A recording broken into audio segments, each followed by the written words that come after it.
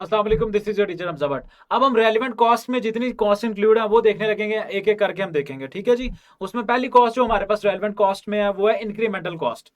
इसको हम देखते हैं अभी जी। An incremental cost is an additional cost that will occur if a particular decision is taken.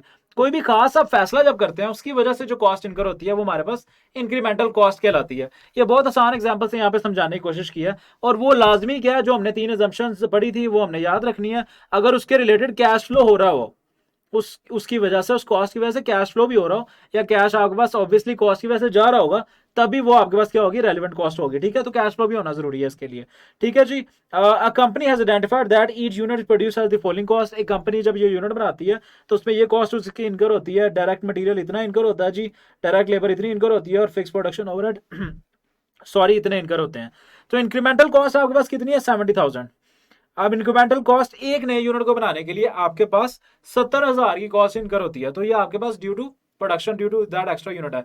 इसके against making one extra unit would not affect the fix cost. ये fix cost जो आपकी है वो यहाँ पे इररेलेवेंट है, और वो डिसीजन मेकिंग के लिए हमने पहले पढ़ा था कभी भी रेलेवेंट नहीं होगी। तो फिक्स कॉस्ट हमारे पास क्योंकि फिक्स रहती है, वो नंबर यूनिट्स बढ़ने से नहीं बढ़ती, इसलिए वो इंक्रीमेंटल नहीं है। Incremental to the production of a new unit वो सिर्फ हमारे पास 70,000 है, ठीक है, क्योंकि नए प्रोडक्ट पे आपके पास मटेरियल भी लगा, लेबर भी लगी, फिक्स कॉस्ट आपकी सेम रही, इसलिए वो इररेलेवेंट है। तो इंक्रीमेंटल कॉस्ट का कंसेप्ट आई एम श्योर आपको समझ आ गया होगा कि additional cost that is incurred due to the particular decision is taken, जो हमने इस केस में देखा कि due to the production of one extra unit आपके पास जो एडिशनल कॉस्ट लगी, ठीक है। Thank you very much.